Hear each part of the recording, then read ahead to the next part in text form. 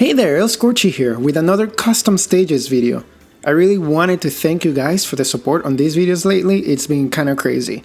Make sure to leave your stage codes in the comments, even if you left them on a previous video. And with that, let's get into some of the best custom stages on Smash Ultimate. As always, a reminder that to use these codes, you have to go to online, share content, then press X and enter ID. Alright, let's get right into it. First, we have this stage called Reflection, which I actually think uses portals in a very interesting way.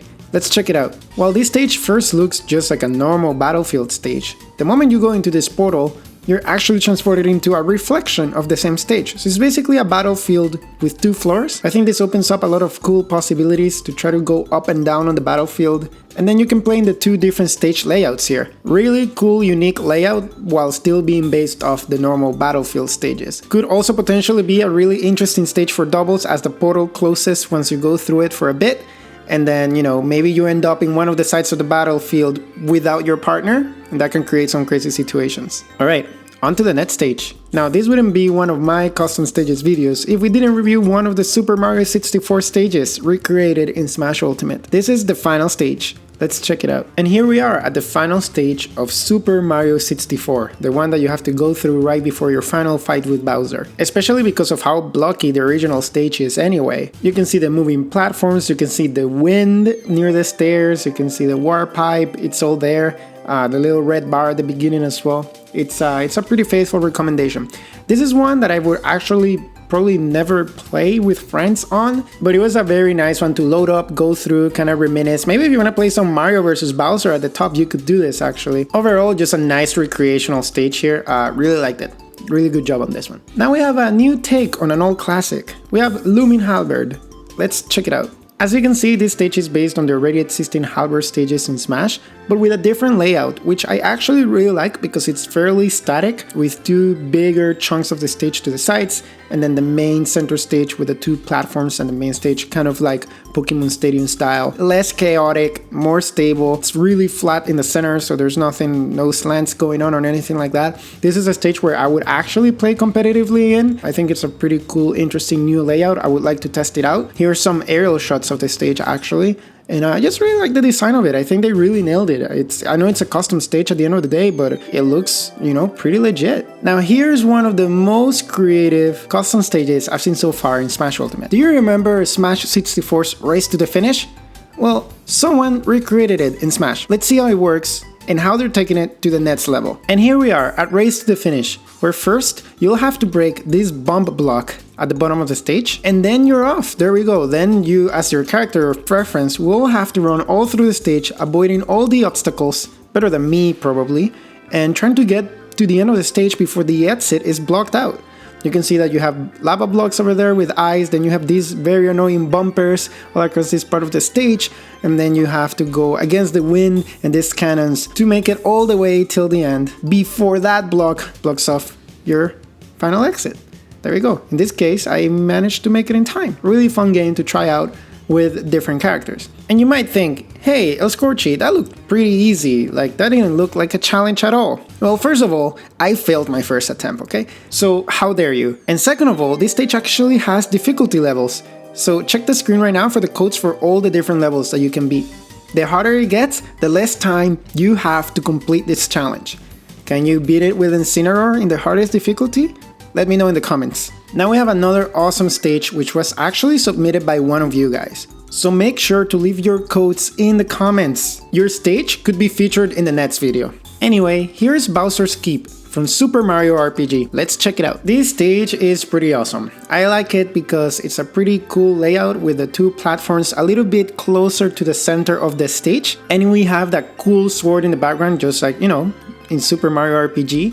And the cool thing is that the mouth actually moves a little bit. I don't know if you can tell here in the footage. This stage is just really cool. I think it just checks a lot of boxes with me. For example, it's pretty standard and could be used for competitive matches if you wanted to. It's based on a cool old franchise that's not represented in Smash. It's very well designed, like it's visually appealing just because of the background and it being a Bowser castle kind of situation. It's just pretty cool. Plus, animations in the background going on too that are not too distracting, but are still kind of cool. I just really like this stage because it's a great example of a simple concept but a great execution. This stage gets a thumbs up from me. Next, we got this really creative stage called Magnetic Plates.